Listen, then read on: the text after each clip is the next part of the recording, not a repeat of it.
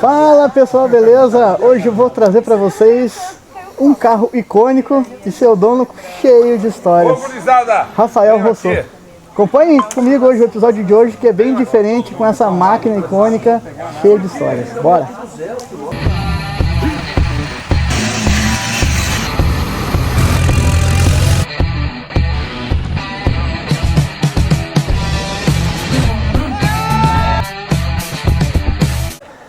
Tá aí, parceiro, beleza? Opa, tudo em ordem. Joia! Veio com essa máquina incrível aqui hoje na reserva particular do Iguaçu.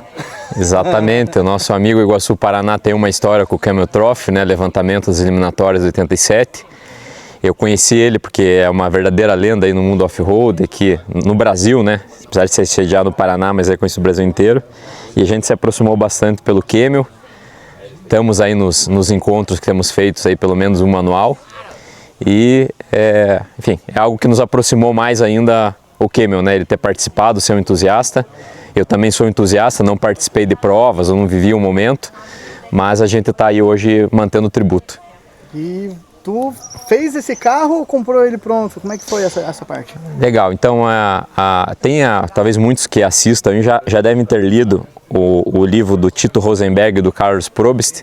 Eles competiram, foram os dois competidores brasileiros de 85, lançaram um livro, esse livro ainda é edição esgotada, mas se encontra no sebo e tudo mais. Esse foi uma das inspirações. E a partir daí da leitura desse livro, eu falei, eu já gostava de Defender, né? A gente começou com o Jeep Willys, uma vez numa trilha eu andei dentro de uma Defender, que era de um tio, ele estava lá fazendo um off-road. E eu coloquei na cabeça que queria ter uma Defender, daí logo depois eu li o livro, eu falei, eu vou querer ter uma Camel. Só que o que acontece? Os carros eles eram muito exigidos, né? Eles voltavam para a montadora depois das provas, muitos carros não voltavam, né? Muitos foram abandonados ou voltavam em estado muito ruim, capotado, tombado. Então existem muito poucos originais hoje, são valores muito altos, geralmente na Europa, alguns nos Estados Unidos. Então quem tem hoje tem um tributo, uma réplica, que é o caso aqui do meu carro, né, que eu considero um tributo. Então a partir do livro, a partir do YouTube, de fotos, de acessórios, de sites, eu construí esse carro, vamos dizer assim, meio no olho, porque eu não tinha referência. Ele foi, esse tributo foi feito há uns 12 anos atrás. Na época eu não conhecia nenhum carro que estava caracterizado como Camel, né? E aí eu fui fazendo pelo olho, fui encomendando peças, fabricando peças, porque ele tem vários detalhes assim que são exclusivos do Camel. E o Camel, diga-se de passagem, foram usados vários, começou com o Jeep Willys, aí a Camel, que era a fabricante de cigarro, que hoje voltou ao Brasil, fez acredito que na época devo até ter oferecido para a Ford, que a Willys já era propriedade da Ford, acredito que não se acertaram ali, ofereceram uma proposta para a Land Rover e fizeram a parceria, cigarro Camel e Land Rover. E a gente tem que lembrar também que na época propaganda de cigarro não tinha restrição, então as propagandas de cigarro elas vendiam a ideia de aventura, de esporte, a Marlboro, todas as outras marcas, e a Camel também patrocinou a Lotus do Senna, quem se lembra, né? Esportes de aventura, rally de moto. Então a ideia era essa, o Camel era uma competição de aventura off-road, não voltada à velocidade, mas mais voltada a desafio extremo. Tanto é que a gente tem até algumas fotos aqui reais de quadros, tinham pontuações técnicas, tinham provas técnicas, mas não era quem chegava mais rápido. Era quem superava o obstáculo, tinha que construir ponte, rebocar carro, como se fosse uma trilha assim absurdamente difícil. Exatamente, tinham provas de técnica, de atravessar rio, de passar atoleiro, isso pontuados, eram feitos por países. Então o Brasil tinha uma equipe, a Alemanha tinha uma equipe, os Estados Unidos tinham outra, geralmente eram 15 ou 20 equipes no ano, cada ano, realizado em lugares extremos do mundo. Então 89 no Brasil, 84 feito no Brasil, foi feito em Bornéu, foi feito no Congo, teve na Sibéria, teve a Terra do Fogo aqui. Então era basicamente isso, a competição que era uma grande trilha, uma aventura, um negócio radical, ganhava quem conseguia ali completar os desafios e ser mais técnico. Que bacana. E na construção desse carro aqui, vamos começar a falar desse exemplar, que ano que ele é? Ela é uma Defender ano 2000. Falando da Defender, né? A Defender foi usada vários anos, aí a Discovery 1 foi usada, o Freelander foi usado nos últimos anos, e até a Range Rover foi utilizada lá, a Classic, em 83. Há alguns anos a Defender que a gente conhece hoje, a Defender antiga, porque eu gosto de ter a New Defender, né? Mas essa geração, ela foi lançada ali em 83, salvo engano. Antes era o nome 90 e 110. Aí quando lançaram a Discovery 1 em 89, passaram-se a chamar Defender 90 e Defender 110. Mas esse shape, essa carroceria desde 83. Nos anos tem algumas variações, um espelho diferente, que era um carro lá 85, um 90. Esse é um carro 2000. Mas como essa geração de carroceria mudou muito pouco, teve uma mudança de motor, que é o 200 TDI para o 300 TDI. Esse aqui é uma 300 TDI, que é o Maxxum 2.5. A maior parte dos carros competiram com o 200 TDI, né? Mas são carros bastante raros no Brasil. O 200 TDI é um pouquinho mais fraco, é um diesel também. Sabe a cilindrada desse 200? Eu acredito que é um 2.5 também. Talvez alguém que saiba aí possa comentar, uma informação até fácil de encontrar na internet, mas ele é um motor que tem um pouco menos de torque, um pouco menos de cavalaria, né? A grande parte das Defenders no Brasil, elas são 300 TDI, porque a mudança foi ali, salvo engano, em 94. E a maior parte das importações vieram pós essa época. E, salvo engano, a Land Rover chegou no Brasil em 91, 92, mas é muito raro você encontrar uma Discovery 1 200 TDI, que pouca gente sabe, mas a Discovery 1 a diesel tem a mesma mecânica da Defender, e tem um V8 a gasolina, que é um motor que tem origem na Buick. É mais comum você encontrar a Discovery 1 a gasolina do que a diesel, mas a Discovery diesel A1 tem a mesma mecânica da Defender, que pode ser a 200 TDI ou a 300 TDI. Tem mais 300 TDI porque a maior parte é pós 94. E esse carro é interessante pelo seguinte, outra coisa do mundo das Defenders, né? Tem a Defender que a gente chama de inglesa e tem a brasileira. A inglesa são carros que vieram produzidos na Inglaterra e eram importados prontos para cá, mas a Land Rover manteve uma fábrica no Brasil, salvo engano, de 98, 99 e 2005. Que era uma parceria com uma planta da Aero Willis, que existia ali no interior de São Paulo, e esse carro foi montado aqui, mas era meio CKD, assim, porque tinha um nível de nacionalização, mas muita coisa foi importada.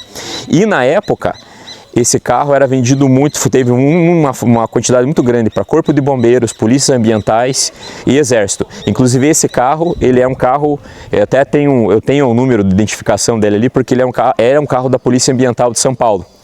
E quando eu adquiri ele há uns 12 anos atrás, a pessoa que adquiriu, o lojista, tinha acabado de arrematar ele no leilão, já adquiriu com intenção de venda, e eu comprei em seguida. Aí nós entramos no tributo. Ela era branca. Uma das coisas mais importantes do Camel, que caracteriza todos os anos do Camel, é esse amarelo. Por que esse amarelo? Porque esse amarelo, ele puxa o amarelo do Camel, da marca de cigarro. Então foi feito um acordo lá que eles fariam esse amarelo. Então ela era branca, e daí um dos principais pontos ali da construção do tributo era pintada de cor amarela. A Land Rover lançou uma versão que eles chamam de Camel especial ali por 99 e 2000, só que eu acho que eles pecaram um pouco porque eles só pintaram o carro, essa cor chama-se Sand Glow. Eles só pintaram o carro de Sand Glow e lançaram com uma plaqueta ali, uma edição especial, mas eles não colocaram os acessórios mais bacanas, que é característicos do carro, a pá, a picareta, o bagageiro, o machado atrás. Então eu optei por não comprar a edição especial, pegar um carro com uma cor diferente, pintar, para aí ter uma caracterização que eu entendo que é completa. E o que eu acho mais diferencial desse carro são os acessórios, não é nem tanto a cor. Apesar da cor, quem conhece um pouco do Camel bate o olho por essa cor do Camel, que é o Sand Glow. Muito bacana. Esse carro aqui eu tenho que observar isso porque é uma coisa nossa regional aqui de Curitiba. Guinchão Ecron, que na minha opinião ele fica até melhor do que o que era usado no carro. Exatamente, né? Exatamente. Eu não chamo esse carro de réplica, eu chamo ele de tributo, porque tem alguns itens ali, poucos, que não são exatamente iguais aos originais. O original era um guincho elétrico, né? Mas quem faz trilha e tem vivência off-road, como sabem, isso aqui é uma diferença absurda de um mundo para o outro. Então, aqui, como esse é um carro que é carro de uso, eu já fiz expedição, já fiz muita trilha, já usei muito esse guincho, né? Não é um carro, não é um show car. Ele está aqui hoje em disposição, mas ele é usado em trilha, expedição, eu uso no dia a dia. Então nós fomos pelo mecânico. Aí é uma concessão que eu acho que não desconfigura a essência do carro, mas é um guincho Torna até mais capaz de enfrentar o que ele já... Exatamente, um guincho que nunca deu manutenção, só trocar óleo dentro de um período longo também, é maravilhoso, esse conjunto aí é... Eu indico, ó lá, tá ali a picape, tem o mesmo guincho e é pro mesmo lado, inclusive. Maravilha. Show de bola.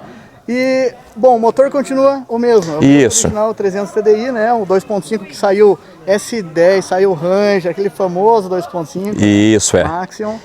E caixa é original 5 marchas? Caixa original 5 marchas, também com reduzida. Eu não quis mexer na mecânica, porque a gente sabe que hoje esse é um motor, se você considerar hoje os carros a diesel que existem, ele tem, sim, é um carro, um projeto da década de 80. Então ele tem uma limitação se você comparar com um carro novo, a potência e tudo mais. Mas eu acho que esse carro é um conjunto, né? E esse conjunto eu quis manter nele. O Maxion, inclusive, é um motor controverso no Brasil, né? Porque o Maxion sem o turbo e sem o intercooler, ele fica muito fraco. Então, às vezes, algumas gerações aí de S10, de Blazer, que tiveram o Maxion 2.5 sem o turbo intercooler, realmente para um carro pesado fica complicado, fica difícil. Agora, esse carro tem um upgrade que eu precisei retificar o motor, está com 250 mil, eu fiz isso com uns 40 mil quilômetros anteriores, e aí o que a gente tem feito hoje que tem 2.5 é colocar o coração do 2.8, porque você gasta quase a mesma coisa, o bloco é o mesmo, né, e ele ganha uma potência bacana, aí compra esse kit e troca o bico injetor e dá uma mexidinha na bomba, é significativa a potência ali, é uns 20% a mais, quem sabe, mas para um carro pesado assim ele faz uma diferença bacana. Pensou em colocar um TGV também? Esse é uma coisa que está lá na lista, eu não efetivei ainda, né? Mas eu acho que poderia ser o próximo upgrade aí, né? Que manteria a essência do carro e daria ali mais potência. Qual que foi um dos acessórios mais difíceis de replicar nesse... Eu vou mostrar aqui que é o mais curioso, inclusive. Isso aqui é original do Camel, isso aqui é uma ponta de uma picareta. E ele ficava exatamente aqui com esse suporte. Eu coloquei um cadeadinho aqui porque a gente sai na rua, né, deixa o carro estacionado e tal. O original não tinha o cadeadinho, mas é assim. E aí nós vamos ver, mas onde que está o cabo dessa picareta? Vamos lá atrás, tá lá atrás. Tá pendurado lá atrás. Exatamente, isso não é invenção minha, é coisa característica do projeto do Camel. Então qual que é a ideia aqui? Você veste a ponta de ferro lá e torna-se uma picareta. E o machado fica ali o conjunto integral. Isso aqui foi difícil porque eu precisava de uma picareta que fosse destacável, o tamanho não é tão difícil, mas construísse suportes, tanto da frente quanto tanto de trás. Exatamente. Aí a gente tinha fotos, né? Boa parte desses acessórios quem fez para mim foi o Murilo da Todo Terreno. Por coincidência eu tô com a camiseta dele aqui hoje. Ele também é ficcionado pelo Camel e ele fez essa camiseta comemorativa dos 30 anos do Camel Amazônia 89. Inclusive o meu carro é voltado para ser um tributo do Camel 89. A gente já fala um pouquinho mais. Então o Murilo me forneceu os protetores de lanterna, isso aqui só tem no Camel, isso aqui não saía original em nenhuma Defender. Ele me forneceu os suportes da picareta, que ele fabricou, já tinha lá. A Sand Ladders, isso aqui é uma prancha de desatolagem, eles chamam de Sand Ladders porque é prancha de areia. Por quê? Numa situação que você não tem ponto de apoio para o guincho, você pega e coloca as pranchas embaixo e dá tração, porque não adianta você ter um guincho e não ter um ponto de apoio, né? Às vezes ali 100, 200 metros, se fala de areia porque ele rima muito com questão de deserto, né? Então em deserto tem aquela técnica de se enterrar o pneu e tal, é uma opção para quem tem guincho, mas isso aqui todos os Camels tinham. Se você vê todas as discos zoom também era uma característica. Usava no pneu, não no guincho. Usava no guincho. Então, via de regra, às vezes eles usavam combinado. Para sair de um atoleiro muito forte, eles travavam, porque qual que é a ideia? Você tira aqui e trava aqui embaixo e ele ajuda a dar uma tração na hora de sair. Em alguma atolagem que você não tem ponto de ancoragem, daí você descarta o guincho e vai com a prancha. Daí o pessoal pensa assim, mas isso aqui é uma prancha de 1 metro. Você vai andar 1 metro e vai atolar. Pode ser que aconteça isso. Inclusive tem casos de viajantes aí, por exemplo, na África, em desertos, que ficaram o dia inteiro para andar 200 metros, porque ele dava uma estirada, atolava. Vamos calçar de volta. E quem faz off-road sabe que tem a técnica de você cavocar ali, colocar um gravetinho. Isso aqui é uma coisa mais elaborada, mas é a mesma lógica do gravetinho, né? Cava, coloca uns troncos, dá a tração. Às vezes você chega mais perto de um ponto de apoio, daí puxa um guincho. No meu carro aqui, como eu nunca tive uma situação de atolar ele em situação que não teve ponto de apoio, eu usei uma vez ou duas, assim, até para testar, para curtir ele. E o legal é o seguinte, ele de alumínio fica leve e ele amassa. Aí o que você faz para desamassar? Depende da tração que você der. Você vira ele, passa o carro em cima de volta e prega e coloca ali. Que bacana, muito bacana. Por dentro ele também tem detalhes do... Aí é uma questão interessante. Se você vê um carro original do Cayman, inclusive uma Defender 110 ou alguma 90 que participou, eles tinham muito poucas alterações internas. Não tinham grandes peculiaridades e tal. Aí dentro eu fiz ali do meu gosto, né? Eles usavam alguns equipamentos de orientação, mapa na época também escrito, mas aí dentro eu fiz algumas customizações mais livres, assim, né? Quem conhece mais o painel do Defender vai saber que tem alguns detalhes aí. Aqui eu optei por colocar uma base de rádio, que eu já deixo aqui o HT, já ligo ali no 12 volts. Isso aqui é um conjunto que vende na Mood UK, M-U-D-U-K. É um conjunto meio plug and play, que aqui dentro tem um cinzeiro, aqui nessa parte do painel. Mas hoje quase ninguém fuma, eu não fumo, você não vai fumar dentro do carro. Então é um conjuntinho que eles vendem sem as frentes. E daí você pode furar e customizar. Isso aqui eu fiz com meu irmão em casa, inclusive. Daí eu transferi alguns botões aqui para o console central e coloquei alguns mostradores, assim, um segundo mostrador de temperatura, pressão de óleo, temperatura de óleo, né? Para ter um pouquinho mais de tranquilidade, ele ter os dois mostradores. Mas a Defender é um carro bem... Isso aqui não é original do carro, né? Ele é um carro muito simples em termos assim de painel, tem poucos mostradores, né? Teria ali só a temperatura de água, teria um relógio que eu acabei tirando, um reloginho analógico,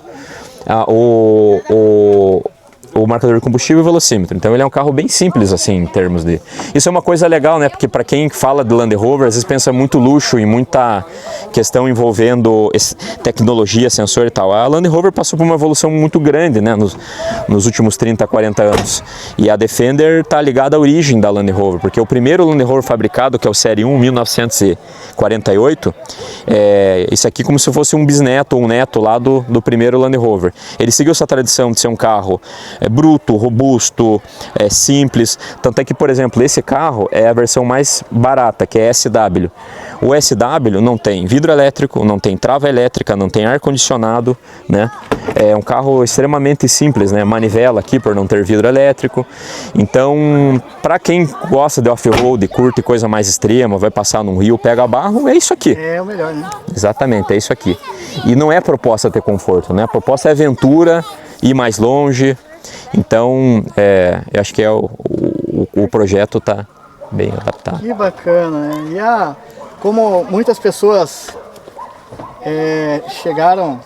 Vira a câmerazinha, estamos aprendendo a lidar com o trem. Como muitas pessoas comentaram aí quando eu postei uma foto desse carro aqui no meu Instagram, pessoal, isso daqui foi a inspiração de muita gente a se apaixonar pelo off-road. Porque o que eu vi, eu lembro, que gravou pra mim é uma cena de um Defender desse do outro lado do rio, com um cabo bem comprido, preso no outro Defender antes do rio, e o que tava depois arrancava, esticava o cabo e puxava o outro Defender para dentro do rio e o carro boiava assim até o outro lado. Ou seja, não tinha nem fundo o lugar, não adiantava snorkel porque não tinha capacidade de tração. O que fazia o carro vencer era isso.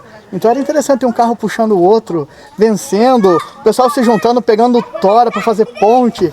Era o extremo do off-road para transpor, né? Exatamente. E acho que é isso que dá aquela paixão. Eu falei, porra, o carro é capaz de tudo, mas o jipeiro é capaz de tudo. Exatamente. Né?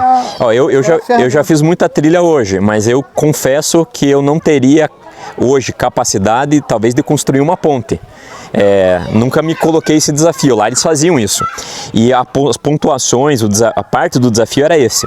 E tinha uma lógica bem bacana também, que é uma lógica de quem vive o mundo dos jipeiros, do 4x4, que é o seguinte: eles estavam numa competição, mas quando chegava um momento que tinha uma ponte caída lá no lugar da Transamazônica, todo mundo parava, ali não estava valendo mais nada, e todo mundo tinha que ir lá, cortar. Claro que tinha uma pessoa ali orientando como que vai amarrar e tal. Fizeram muita ponte. Essas cenas são muito legais, porque como você falou, o carro não tinha tração, daí você ia lá, deixar o carro no neutro, fechava a entrada de ar, porque ia exatamente, ia puxar água acima daquele nível, fazia ali um esquema de reboque, submergia, puxava com guincho, vinha um, vinha dois. Uma coisa assim de extremo radicalismo, até para os padrões de hoje, né? Nós estamos falando da década de 80. As pessoas falam, putz, eu não faria isso com o meu carro. Aí tem uma questão curiosa, porque de fato os pilotos não estavam dirigindo os carros deles, né? Era o carro dirigido pela Land Rover. Então você fica um pouco mais ousado dirigindo um carro que não era seu. Uma coisa bem bacana, né? O Cayman, eu acho que virou um evento, a Fórmula 1 do 4x4, como a gente dizia. Eu acho que ele está acima. Você vê hoje nos Jeep Clubs o adesivo do Cayman, você vê numa Toyota, você vê num Jeep Willys, porque muito mais do que o carro, você falou, é o jipeiro, é a aventura. Então todo mundo que tem essa ficção pelo Camel, tem essa ideia, exatamente, do evento como um todo. Podia estar ali um Willys, podia estar ali uma Toyota, mas essa ideia do evento que acho que cativou aí o pessoal do 4x4. Muito bacana. Foi legal ver essa quantidade de detalhe que realmente eu nunca vi pessoalmente uma réplica tão bacana, tão com esses detalhes, a ideia da picareta no capô, com o cabo atrás, essas riquezas de detalhes e o porquê de tudo isso é incrível, né? A gente agora só fica imaginando, puxa vida, imagine como é que foi fantástico atravessar a Amazônia, né? Com um carro desse, vivendo aquela emoção toda, um monte de gente, eu ouvi dizer que roupa não aguentava, né? Exatamente. Estragava. Exatamente. Inclusive esse carro é um tributo ao carro, teve 3 anos no Brasil, né? O primeiro em 80, quando 3 alemães loucões, vamos dizer assim, né, que gostam de aventura, pegaram 3 Jeeps Willys, compraram os Jeeps aqui no Brasil, fizeram parte da Transamazônica, aventureiros foram para lá e daí venderam a ideia para JJ Reynolds, que é a titular da marca Camel, do cigarro. E aí a Camel comprou a ideia, né, mas começou com o Jeep Willys, isso é bem bacana. Então nós tínhamos 3 anos no Brasil, o primeiro, que foi o início de tudo, que eles criaram a ideia, pensaram no projeto, 84 no Brasil e 89 no Brasil. Esse aqui é um carro que faz um tributo a 89 Brasil. Inclusive eu estou usando a camiseta uma tributo a 89 Brasil, e aqui nós tivemos nesse fim de semana os 2 pilotos que pilotaram esse carro, porque eram só 2 que eram inscritos. E inclusive talvez o Baldrati esteja aí hoje, que é um dos pilotos. E só para vocês entenderem, quem não viveu isso, como que era a inscrição? Por revista. Você comprava a 4x4, vamos falar, não tinha internet, não tinha esse mundo digital. Então você comprava a 4x4, ou talvez a revista Manchete, você destacava aquela folha, preenchia na mão e mandava pelo correio. Aí as eliminatórias eram por países. Brasil fazia aqui, Japão fazia lá, Suíça fazia lá. Quando chegava, eles faziam uma primeira triagem. Então, o que era importante na época? Se você tinha algum conhecimento de mecânica, se tinha alguma viagem ao exterior, se você falava inglês, porque lá toda a comunicação era em inglês, aí eles faziam mais uma triagem. Aí eles faziam, era um funil imenso. Para vocês terem ideia, em 89 teve 1 milhão de pessoas inscritas no mundo. Nossa. No Brasil teve de 20 a 40 mil, ele se estima, porque não tem uma estatística.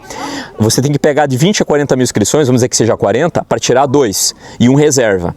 Então, imagina a triagem com radical era. Você fechava essa primeira triagem, selecionava de 20 a 30 pessoas e daí você fazia uma prova prática. E você pegava esse pessoal nas condições mais difíceis possíveis e fazia o que a gente chama as eliminatórias. Aí cada país tinha um contratado pela JJ Reynolds. No Brasil era o Nelson de Almeida Filho, que é o fundador, um dos fundadores do Jeep Clube do Brasil, que está aí conosco, a gente conhece, é amigo pessoal. Ele era contratado para fazer seletivas e indicar para a organização principal quem que poderia ser aqueles 2 pilotos do Brasil e o reserva. O reserva, no caso, tem uma doença e tudo mais. Então, os 2 que fazem tributo a eles, inclusive o nome deles está aqui, porque isso aqui era oficial do carro. Eles colocavam a bandeira do país e o nome dos competidores, né? Que é o Ricardo Magalhães Simonsen, que era o navegador, o Afonso Celso Baldrati, que era o carro do Japão, tinha a bandeira do Japão, o nome do japonês ali. Então, você veja, de 40 mil pessoas, ter 2 que chegariam lá. Até depois, se for o caso, você conversa com o Iguaçu e troca uma ideia com ele, entrevista ele também, porque o Iguaçu ele participou das eliminatórias de alguns anos, inclusive do 87. Era tão difícil a eliminatória, no caso do que o M87 foi para Madagascar, que eles fizeram por trilha de Porto Alegre até Curitiba. Eles fizeram todo esse trajeto por trilha, em situações extremamente complexas. Inclusive, quem conhece a trilha do telégrafo, hoje felizmente está fechada para veículo motorizado, o Camel ia passar no telégrafo, só que o Camel levantou a trilha do telégrafo quando estava em seca. E quando foi efetivar a passagem no telégrafo, estava muita água, isso em 87, não passaram. O buraco do Camel, que é uma coisa hoje que muitos já fizeram, aí o buraco do Camel, tem uma história muito bacana, porque no buraco do Camel eles sofreram horas e horas. Imagina você passar hoje com um carro equipado, com pneu alto, é difícil. Imagina com um carro, esse pneu, por sinal, ele não é o pneu original, tá? Eu tô com um AT aqui.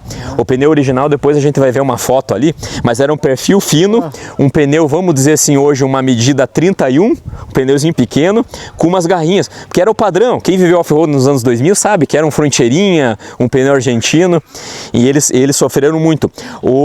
Um membro da eliminatória falou o seguinte, que foi tão grande o desgaste para ele sair no buraco buraco do Camel, e eles tinham que fazer, e eles estavam há horas sem dormir, que ele simplesmente caiu do lado lá e dormiu. Ele desmaiou de sono.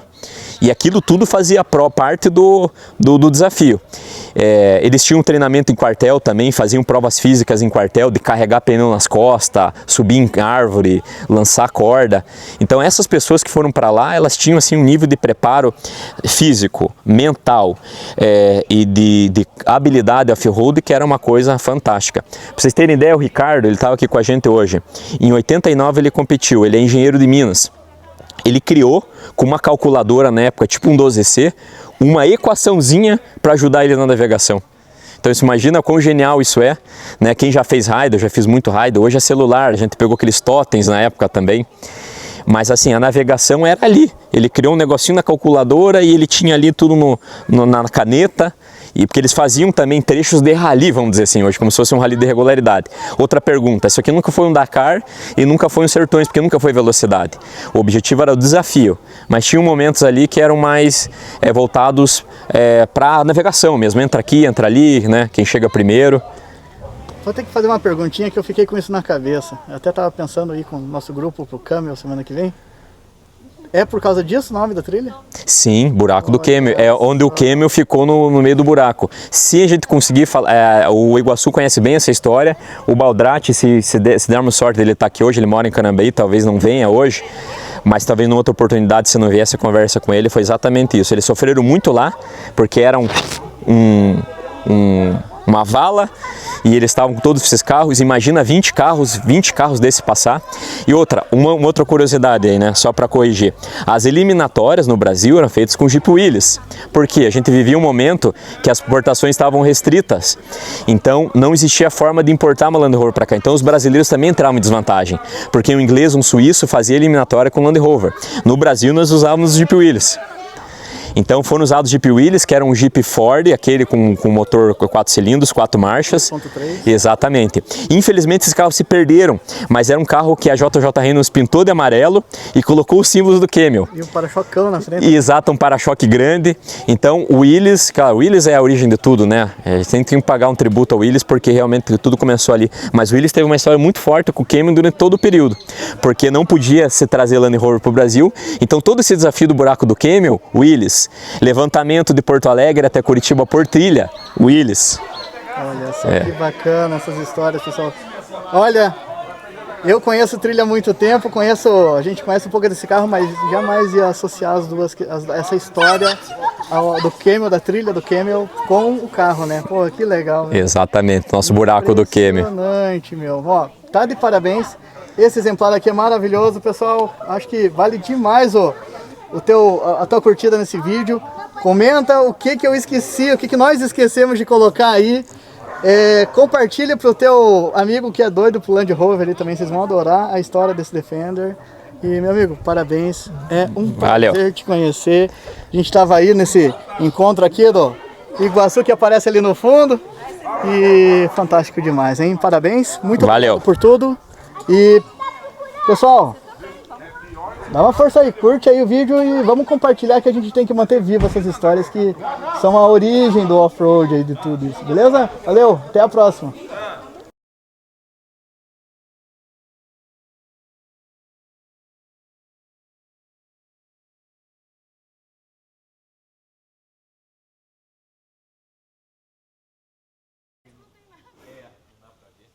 Vocês sabem isso aí, a função disso aí, talvez saibam, né?